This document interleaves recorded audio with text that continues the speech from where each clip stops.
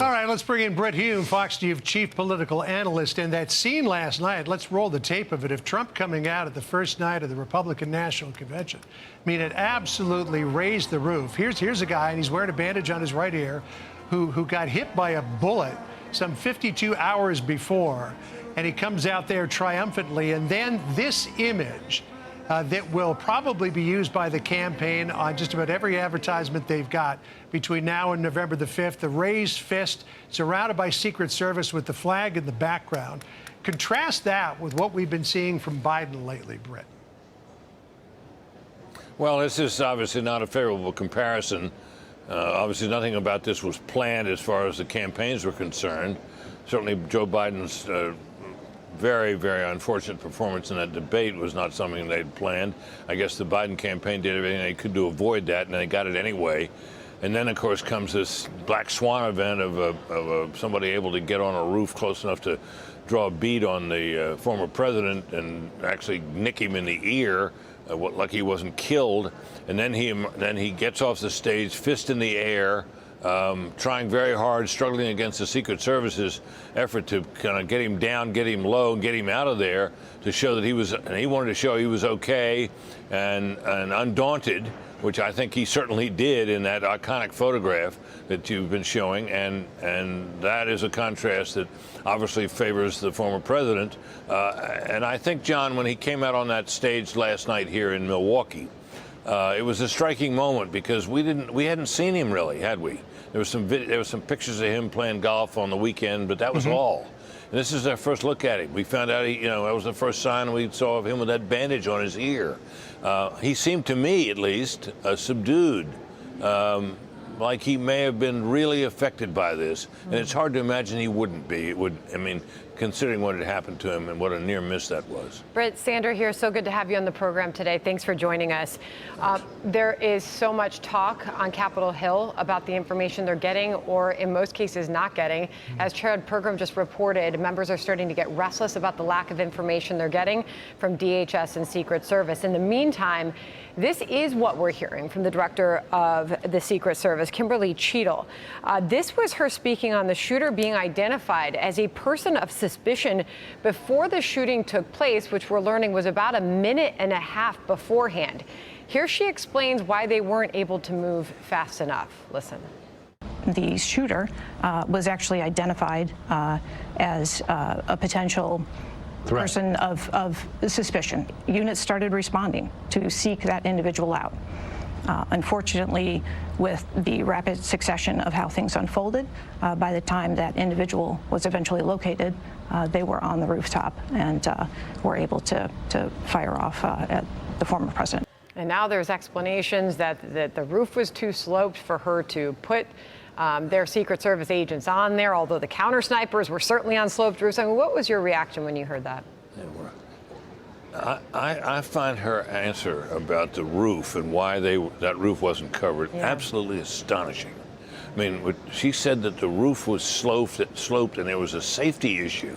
Well, as you just pointed out, Sandra, the FBI counter snipers were on a sloped roof. That's how they set up.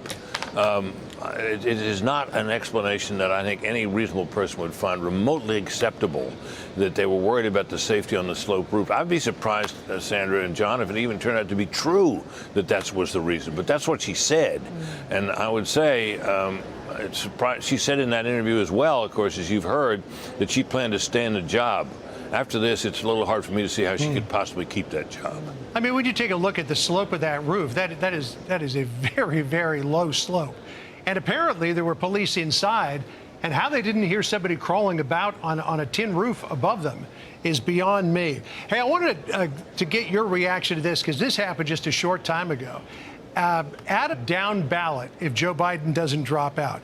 Here's what he said. He said, I think if Biden is our nominee, I think we lose. And we may very well lose the Senate and lose our chance to take back the House. Schiff is in good shape to win his race, but he's concerned for the party more broadly. And if somebody like Schiff is saying it's time for Biden to go, it can't be long before the dam breaks. Well, the question then becomes, John, how exactly does the dam go about breaking? Because after all, the president has has nearly all the delegates. He's got the votes he needs to be nominated. These are his people. These are people who basically signed up to be Biden delegates, and they are the controlling force on the floor of that convention coming up. So he has the votes, and the status quo means he stays. So it would take some real force to dislodge him and to get him to agree to step aside. The president I'm talking about. So far, it looks like the family that's closest to him is solid for him staying in.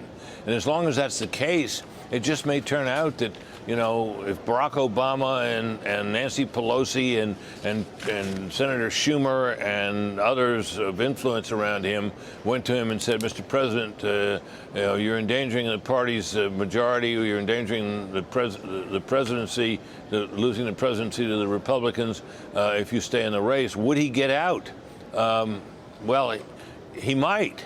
But remember, it would be his call, and that's what they've got to work on. And I'm not, it's not clear yet how that can be brought about. Brett, look forward to tonight, where Nikki Haley will be speaking at the convention. Originally not even on the invite list, but after the attempted assassination, we got word she received an invitation, accepted it, and not only that, accepted a speaking role. The New York Times giving their thoughts on this today, saying that she's set to speak at the convention as Republicans aim for show of unity. Many hope she will use her remarks to toe the line on the unity theme. They also want many of her voters, many of her voters have always wanted, to see her stand for something, namely the more traditionally conservative values at odds with parts of Mr. Trump's agenda. According to a source with knowledge, Nikki Haley's team, they tell me that her speech will, quote, address voters who are uncertain about voting for President Trump and make the case for why she is voting for him. What do you anticipate from this speech tonight, and how important is it for the former president's campaign? Well, it's of a piece of what one would imagine this convention is all about. I mean, after all, the president was ahead following the debate, but not by all that much. All this polling, with few exceptions, have been within the margin of error. So he's right there, President Biden is, and President Trump's lead is not big. And he must hope, and I would think he does hope, that this convention and the aftermath of his being shot and responded with such determination will give people a new look at him, a new view of him. And there are people out there, I would imagine, who are giving him a second chance, a second look, and thinking, could I didn't like him before, I didn't vote for him, I have misgivings about him, but under the circumstances, could I bring myself to vote for him? That's where people like Nikki Haley come in. That's where having a kind of kinder, gentler tone to the convention comes in, to kind of give people permission to vote for somebody they may have resisted before. And I suspect that's what Nikki Haley will be trying to do tonight. So you've got J.D. Vance, who says, I didn't like him in 2016, but then I grew to like him. You had Nikki Haley, who says, I liked him, then I didn't like him, but I like him again. So, I mean, conversion is an important thing in politics. Hey, I wanted to ask you very quickly about this. Next week, the DNC is trying to push to lock up the nomination for Biden early by having a virtual convention with the delegates to solidify him as the nominee. But now apparently some Democrats are pushing back against that, saying, no. We got to wait for the convention for this to happen. What do you think? Well, they were, the reason why they had that idea of a virtual convention with the votes being cast was to deal with a situation in Ohio where there was a deadline to get on the ballot. Well, the necessity, they still got that virtual vote on the calendar, but it's not necessary. Ohio fixed the law. They don't have to do it. And even so, John, if he went ahead and were nominated and then stepped down, he could certainly choose to do that. And the party would then have to gather, right, at the convention and nominate somebody else. So that's what they're looking at. But in the end, it comes back to the same thing we've been talking about, John. Yep. Biden would have to agree, and that's the stumbling block. There's no other way to do it that makes any possible sense. All right, Brett, so good to see you, and thanks for joining us. Thank you, Brett. I'm Steve Ducey. I'm Brian Kilmeade. And I'm Ainsley Earhart. And click here to subscribe to the Fox News YouTube page to catch our hottest interviews and most compelling analysis.